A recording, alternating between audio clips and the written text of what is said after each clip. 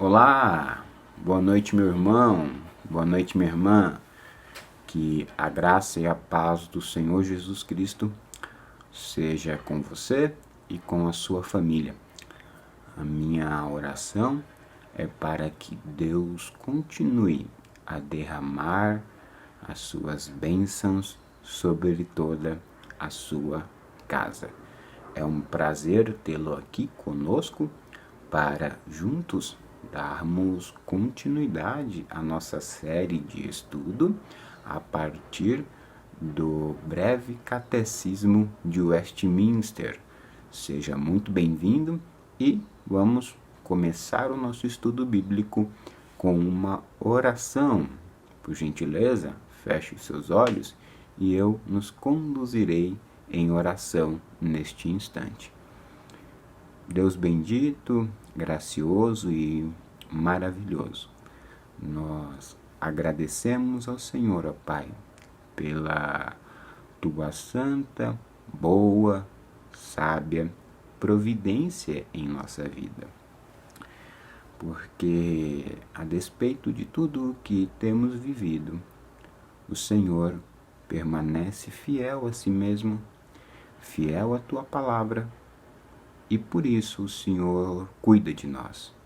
O Senhor nos assiste em nossas necessidades, ó Pai. Porque assim como os pássaros são alimentados pelo Senhor, assim também nós somos alimentados pelo Senhor. Assim como o Senhor veste com esplendor, graça e beleza os lírios do campo, assim também o Senhor nos veste, ó Pai. Ah, Deus, que maravilha é ser teu servo, é ser teu filho e ser cuidado pelo Senhor. Obrigado porque o Senhor demonstra o teu cuidado na história, na Escritura e demonstra qual deve ser a nossa resposta ao Senhor. Pai, fala conosco neste instante, por meio da tua palavra, que o teu Santo Espírito aplique-a no nosso coração e que vivamos para a tua glória. Oramos em nome de Jesus Cristo. Amém. Eu quero convidá-lo a ler 2 textos das Escrituras para a nossa reflexão nesta noite. O primeiro encontra-se no livro do Evangelho segundo escreveu João, o Evangelho segundo escreveu João, o capítulo de número 20.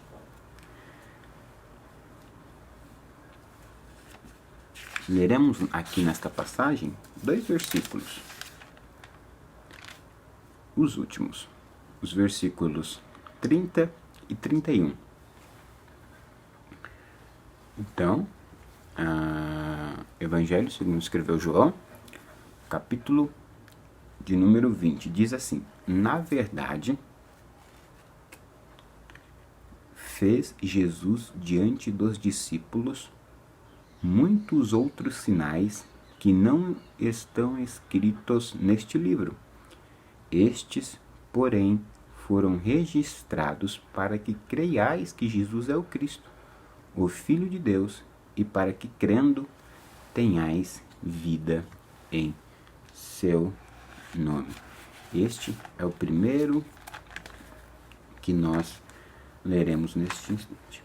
O segundo livro, a segunda passagem das Escrituras, está no livro de Miqueias. Então, abra aí comigo, por gentileza. Miqueias, capítulo 6, versículo 8, perdão. Miqueias, capítulo 6, versículo 8.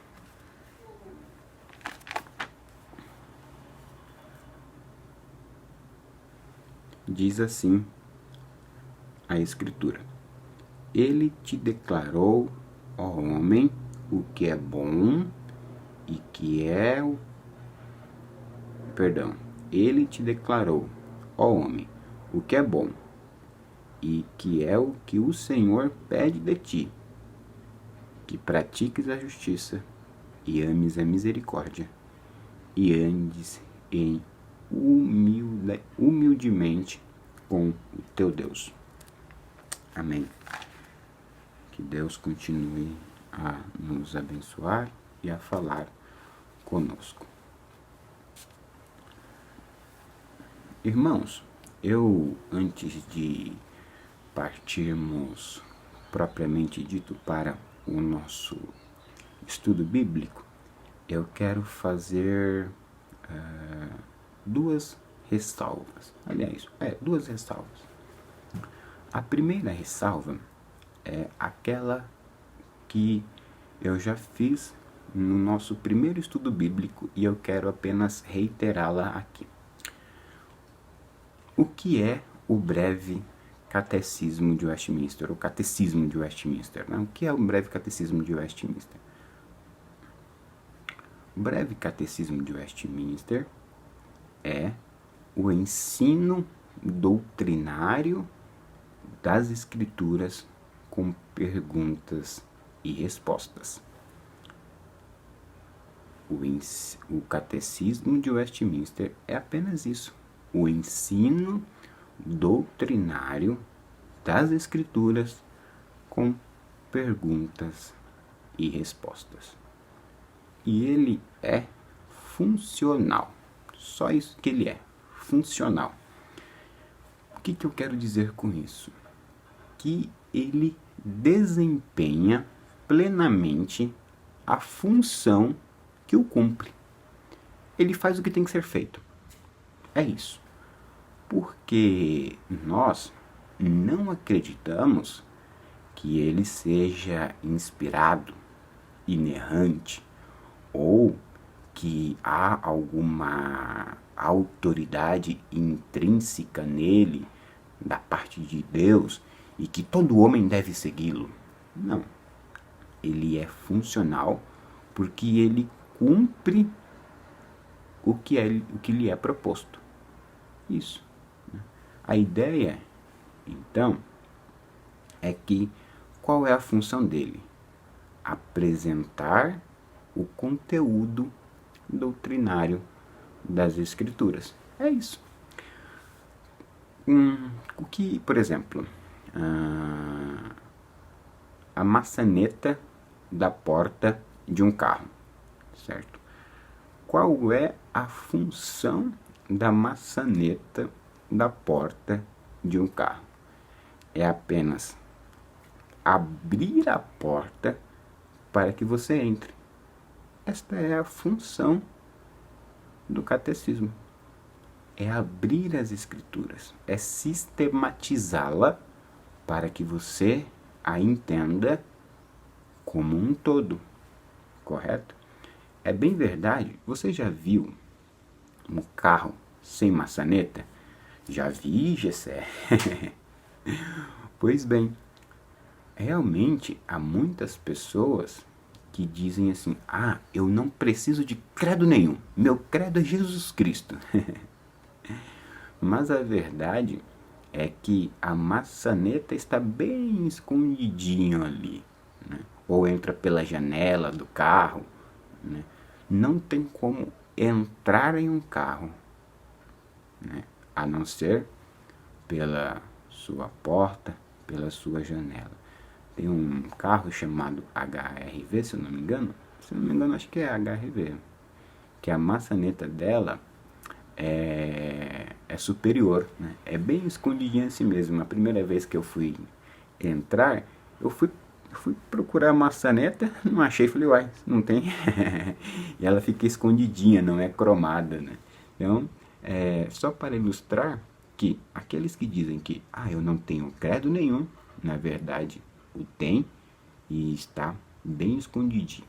A diferença nossa é que nós sabemos os nossos pressupostos, sabemos como nós nos aproximamos da Bíblia. Bom, esta é a primeira ressalva. E a segunda não é nem tanto uma ressalva, mas eu quero apenas chamar a sua atenção para o que nós estamos fazendo aqui. Se eu falasse para você o seguinte, olha, o São Paulo é o melhor time do Brasil. Você provavelmente iria concordar, né? Brincadeiras. Se eu dissesse para você assim, olha, o São Paulo Futebol Clube é o melhor time do Brasil. Por isso, eu vou fazer um mestrado. Que? Tá tudo bem? Não tem lógica, né? Você tá falando coisa com coisa. Não tem uma correlação de causa e efeito aí. Não tem nada a ver uma coisa com a outra. Bom, se o catecismo ele fizesse isso, a gente ia olhar para ele e falar, que não tem lógica isso que você está falando. Não, mas o catecismo, o ensino doutrinário das escrituras com perguntas e respostas, ele é lógico. Então, hoje nós estudaremos a terceira pergunta. E veja por que eu estou insistindo nisso. Porque a primeira pergunta diz assim, olha, qual é o fim principal do homem? A resposta é, o fim principal do homem é glorificar a Deus e gozá-lo eternamente, desfrutar dele eternamente, certo? A segunda pergunta, ela segue esta ideia lógica de pergunta assim, qual é a regra que Deus deu para glorificá-lo? E a resposta, a Escritura é a regra que Deus nos deu para glorificá-lo. E a terceira pergunta, seguindo então esta ordem lógica, é o que ensina as Escrituras. Então, perceba que há esta concatenação das ideias, ou seja, esta ligação, esta conexão das ideias. Hoje, então, nós estudaremos a partir destes dois textos bíblicos que nós lemos, qual é a coisa principal que as Escrituras nos ensinam. O primeiro texto que nós lemos foi no Evangelho segundo escreveu Mateus, o capítulo de número 20 e o versículo 30 e 31. Aqui nós temos duas funções, por assim dizer, ou dois objetivos que João escreve dizendo respeito ao seu evangelho, mas que, por extensão, podemos aplicar estas verdades a toda Escritura. Veja, na verdade, diz ele no seu evangelho, fez Jesus diante dos discípulos muitos outros sinais que não estão escritos neste livro. A ideia realmente, meus irmãos, é que Jesus, né, operou inúmeros milagres. Mas o João não estava ali toda hora escrevendo os milagres, né, ou com o objetivo de registrar cada palavra, cada vírgula do que Jesus estava dizendo. Não, aí o versículo 31, estes, né, os sinais que Jesus operou, porém, versículo 31, foram registrados para que, a finalidade, para que creiais que Jesus é o Cristo. João está dizendo assim, pessoal, eu escrevi todo este evangelho, para que vocês creiam que Jesus Cristo é o Cristo. Opa, melhor, né? Para que vocês creiam que Jesus é o Cristo, o Messias, o enviado de Deus, o ungido, aquele que os profetas predisseram no Antigo Testamento. A profecia se cumpriu. Eu escrevi isso para anunciar para vocês que Jesus é o Cristo, o Filho de Deus. E para que, veja, ele continua, e para que, crendo, tenhais vida em seu nome. Então, duas coisas que João escreve, ou o objetivo do seu evangelho. Primeira, para que creiam que Jesus é o Cristo. E segundo, para que, crendo, eles tenham a vida eterna. Então, o que eu quero dizer com isso, e é a resposta do nosso breve estudo das Escrituras. Qual é a coisa principal que as Escrituras nos ensinam? As Escrituras, a resposta, principalmente nos ensinam sobre o que o homem deve crer acerca de Deus e o que Deus requer do homem. Isto, irmãos, segundo os nossos teólogos de Westminster, é o que as Escrituras nos ensinam. O que nós devemos crer e o que nós devemos fazer. E isto é muito importante para a continuidade do nosso estudo bíblico, porque a partir desta premissa vai ser orientado todo o catecismo, todo o breve catecismo. Todas as demais perguntas podem ser divididas em duas grandes seções. Quem Deus é? Ou o que nós devemos crer a respeito de Deus e o que nós devemos fazer a respeito de Deus. Ou qual deve ser, melhor dizendo, a nossa resposta diante do que nós cremos. Veja então que João diz que o que ele escreveu fora para que creiam que Jesus Cristo de fato é o Messias enviado de Deus e para que tenham vida eterna. Você conhece, mas não custa relembrar, né? Abra comigo no Evangelho segundo escreveu João, capítulo 3.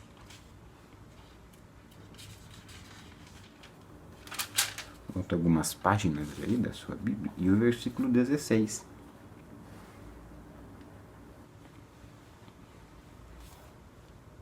Diz assim: Porque Deus amou ao mundo de tal maneira que deu seu Filho unigênito, para que todo o que nele crê não pereça, mas tenha a vida eterna. Irmãos, como eu já disse, acho que foi no primeiro ou no segundo vídeo, que a criação de Deus revela a glória de Deus, revela os vestígios da glória de Deus, de modo que quando nós olhamos para a beleza do universo, o ordenamento do mundo, nós podemos daí inferir que há um Deus. Mas esta revelação geral, ela não dispensa a necessidade da revelação especial. Isto é, nós precisamos da Escritura para sermos salvos. Nós precisamos crer que Jesus Cristo, de fato, fora dado por Deus para remissão dos nossos pecados. É o que nós devemos crer. As Escrituras nos ensinam o que nós devemos crer a respeito de Deus. E isso nós podemos ver a partir do todo. Por exemplo, Paulo, quando ele começa a sua carta, ele começa dizendo assim: gente, Paulo, apóstolo de Jesus Cristo, né, enviado para os Gálatas, ou alguma coisa neste sentido. O meu ponto é que ele começa se apresentando.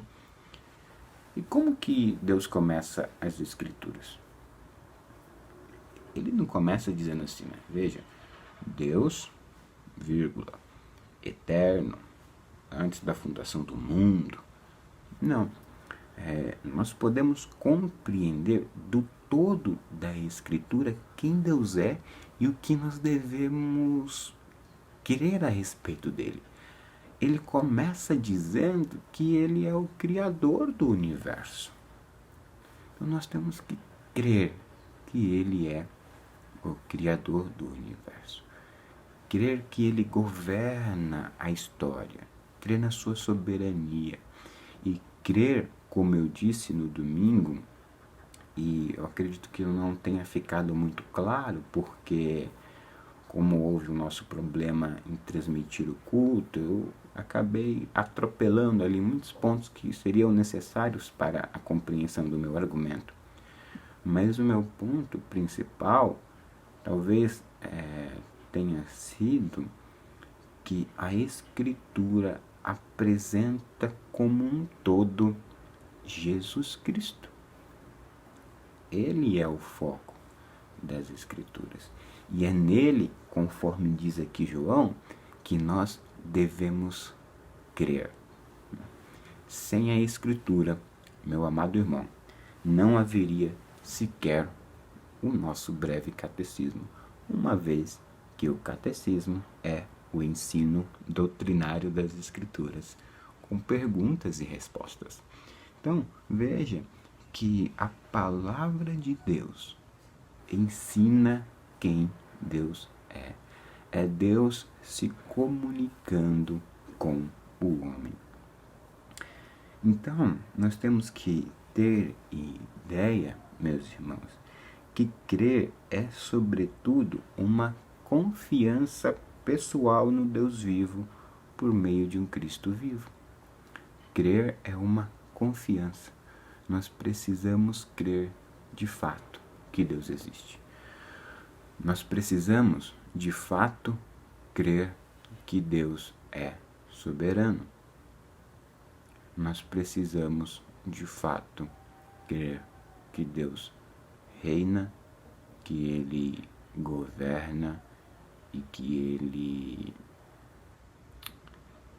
tem o seu trono.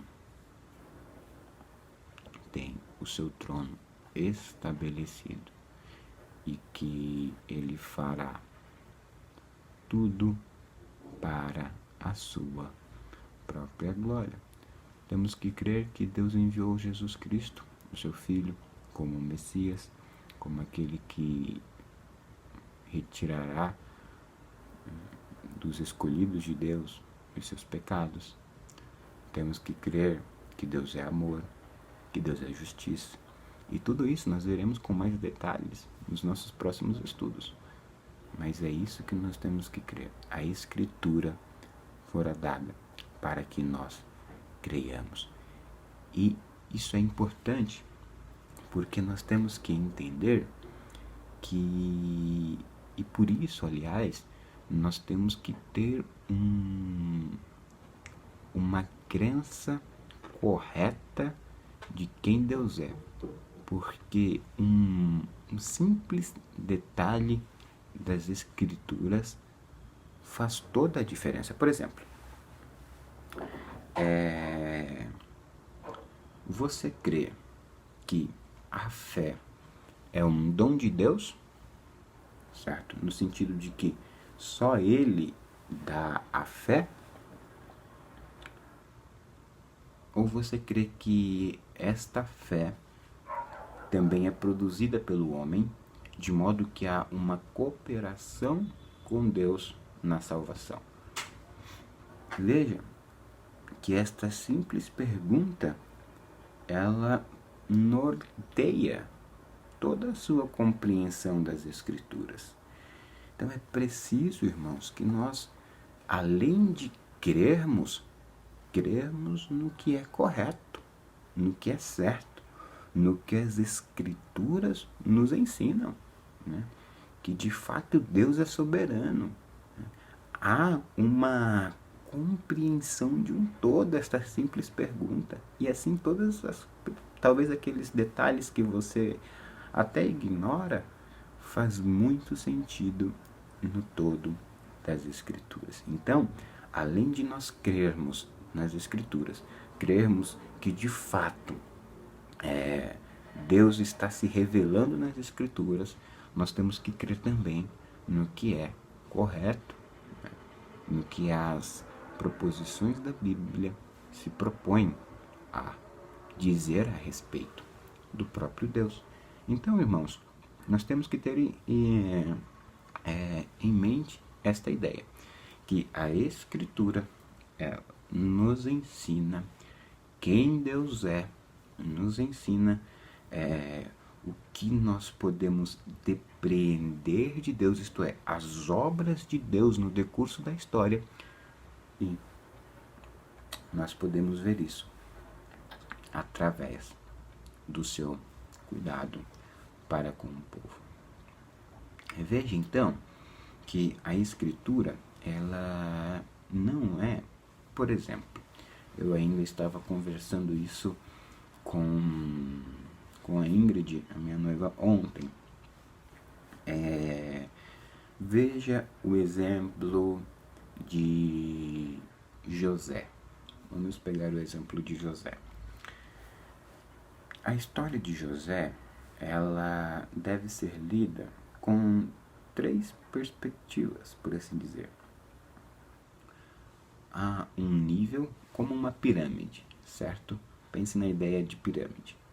O primeiro nível, a parte superior da pirâmide, ela é a vida de José, certo? É você olhar para o texto de José ali, né, Gênesis, a partir do capítulo 37, e perguntar o que eu devo fazer, o que eu posso aprender com a vida de José, ou o que eu não devo fazer a respeito do que José fez, né? São as lições morais. E é o que nós geralmente fazemos no nosso devocional, naquela leitura bíblica, certo? Então, nós olhamos ali e devemos tirar as lições, né? O que eu devo fazer e o que eu não devo fazer. Mas há um segundo nível, por assim dizer, de leitura que nós devemos compreender das Escrituras. Nós devemos perguntar assim: bom, como Deus está conduzindo neste texto a história do povo?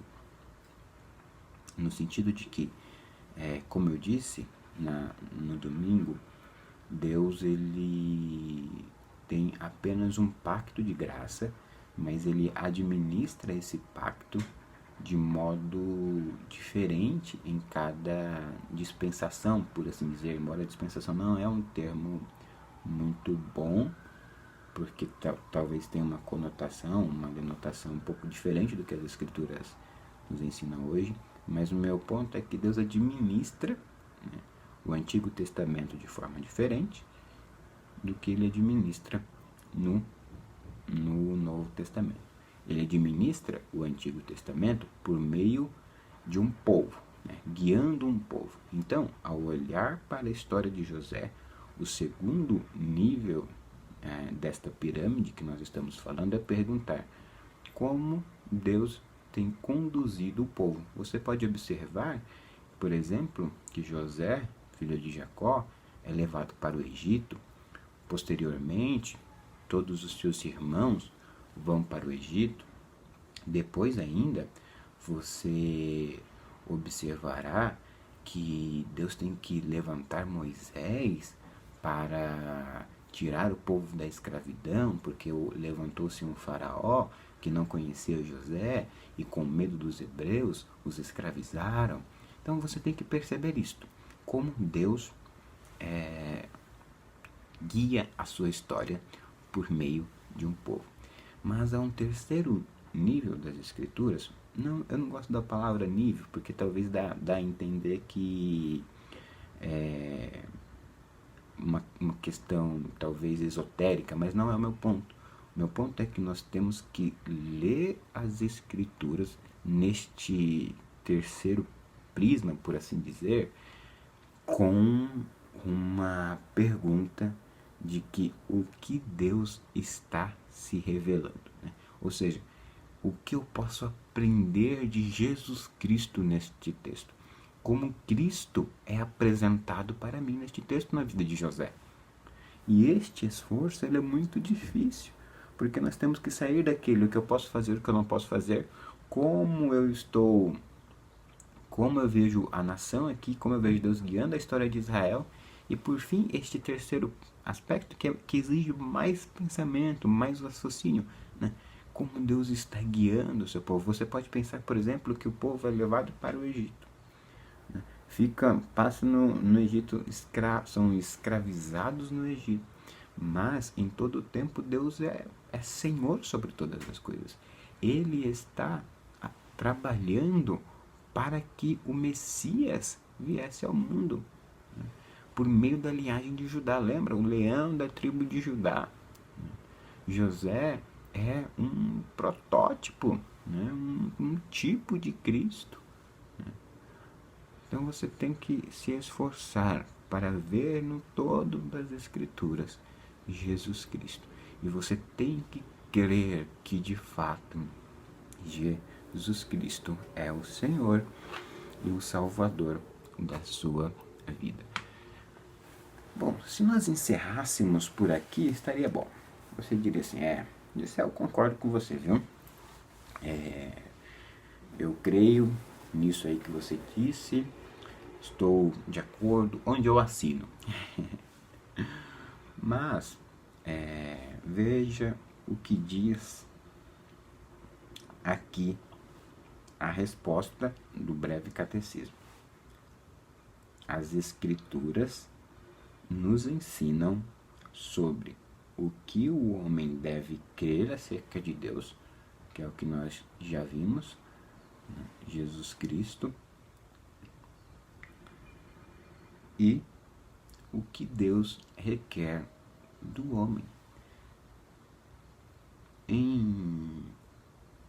Trocando em miúdos, o ponto é, não adianta crer, tem que fazer. Não adianta crer, tem que obedecer. Jesus deu este exemplo no Sermão do Monte. A pedra, ou a casa, melhor dizendo, edificada sobre a rocha. Não adianta nós ouvirmos os sermões, passarmos anos na igreja aprendendo quem Deus é, crendo em Deus, mas não ter uma vida transformada. Não fazer o que as Escrituras dizem para ser feito. Não adianta, então, nós nos cercarmos de conhecimento. Conhecer as Escrituras deve ser a nossa prioridade, sem dúvida.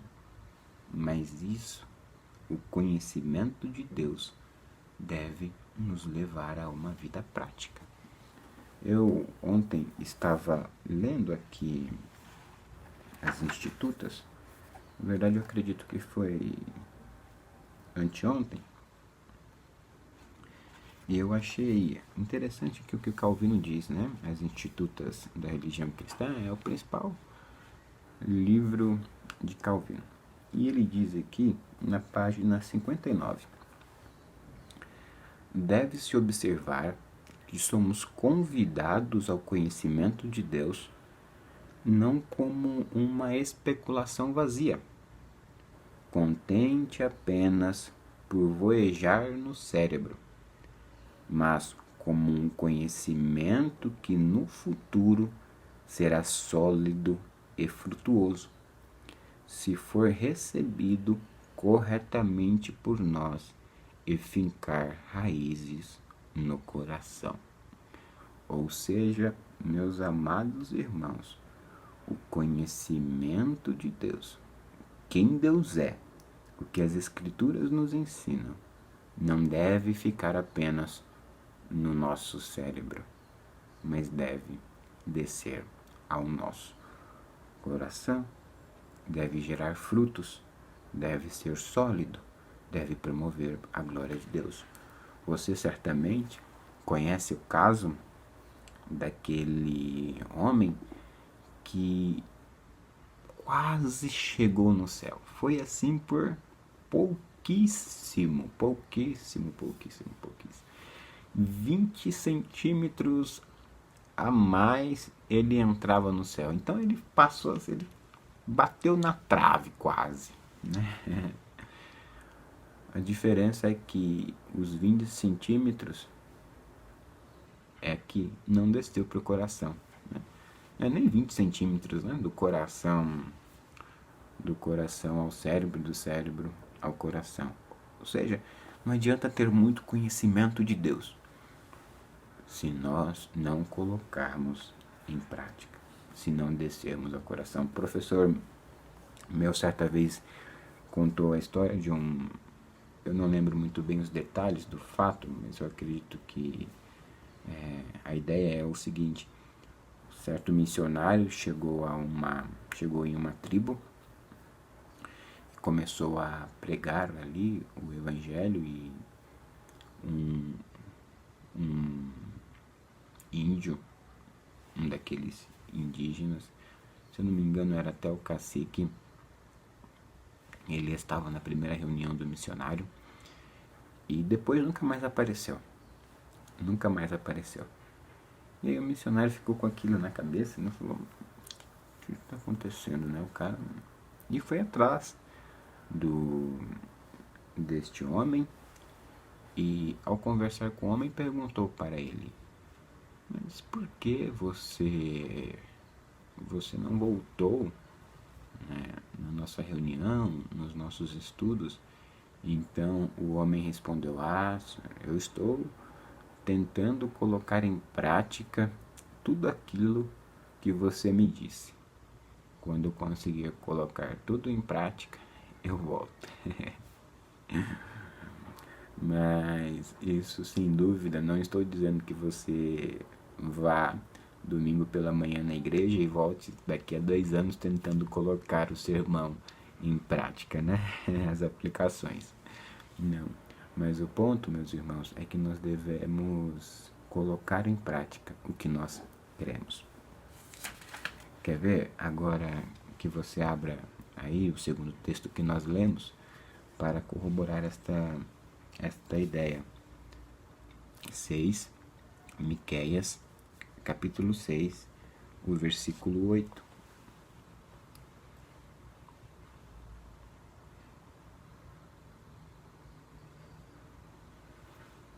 Diz assim: e ele te declarou, ó homem, o que é bom e que é o que o Senhor pede de ti, ou seja, o que Deus requer do homem. Nas Escrituras nós temos o que é bom, o que é correto e o que Deus exige do homem, o que Deus requer do homem, o que Ele quer que nós façamos. Miqueias, o profeta, continua: que pratiques a justiça e ames a misericórdia e andes humildemente com o teu Deus. Irmãos, aqui nós temos o que Deus requer de nós, o que Deus requer que nós façamos. Veja, que pratiques a justiça. Não adianta apenas conhecer que Deus é justo, o que é justiça, mas nós devemos praticar a justiça. Nós devemos ser justos. Dividir com equilíbrio, talvez seja a ideia aqui. Assistir ao desamparado, promover a glória de Deus por meio da justiça. Nós devemos ser justos. Ou Os salmos estão repletos de encorajamento para que nós sejamos justos, né? Para que nós honremos a Deus sendo honestos, sendo verdadeiros, sendo sinceros.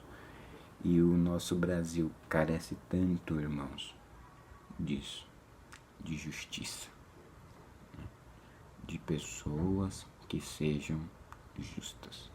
O Evangelho, o fato de nós crermos em um Deus justo, nos faz querer sermos justos. O Espírito Santo de Deus age em nós para sermos justos.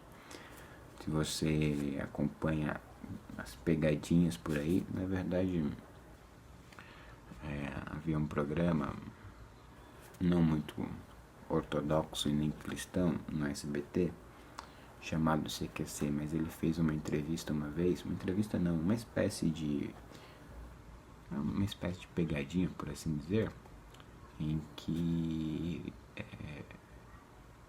a ideia era mais ou menos o seguinte: havia uma câmera escondida e as pessoas, uma conveniência, e o caixa, né, a caixa da conveniência entregava o troco errado para as pessoas. E muitas daquelas pessoas conferiam o dinheiro, viam o troco errado e colocavam no bolso, fingindo que nada havia acontecido. Se brincar ainda, dizendo: "Oh Deus, obrigado, hein? Obrigado, Pai, por ter me dado este dinheiro." Irmãos, isso não é o Evangelho. Nós precisamos ser justos, ter a balança equilibrada, devolver o que não é nosso. Precisamos, portanto, irmãos, praticar a justiça, amar a misericórdia. Lembre-se do bom samaritano, que exerceu misericórdia, ainda que não conhecia, de um estrangeiro. Nós precisamos andar em humildade com Deus. Isto é o que Deus requer de nós. Que nós amemos a justiça, pratiquemos a misericórdia e andemos em humildade com Deus. Esta é a ordem das Escrituras, meus irmãos. A ideia é que primeiro nós devemos crer e então fazer, e não fazer e então crer. No sentido de que o cristão é salvo pela graça e é crido para as boas obras. Nós cremos para as boas obras. Porque nós cremos, nós desenvolvemos, fazemos boas coisas para a glória de Deus. A minha oração é para que você creia que Jesus é o Cristo, mas para que você também viva como se de fato Ele fosse o Cristo em sua vida. Ore comigo agora. Pai, nos ajude a não sermos ouvintes negligentes, mas praticantes operosos. Que a Tua boa palavra desça ao nosso coração e nos leve a uma vida prática. Senhor, abençoe os meus irmãos em todas as suas necessidades. Sê com cada um e supra, ó Pai, as suas prioridades e o que eles precisam para a Tua glória. Oramos assim, em nome de Jesus Cristo. Amém. Muito obrigado, meu irmão, por acompanhar-nos neste estudo bíblico. Eu vejo você no domingo pela manhã. Se você não pertence ao grupo de risco, que Deus continue abençoando a sua vida, a vida da sua família. Um grande abraço. Fique com Deus.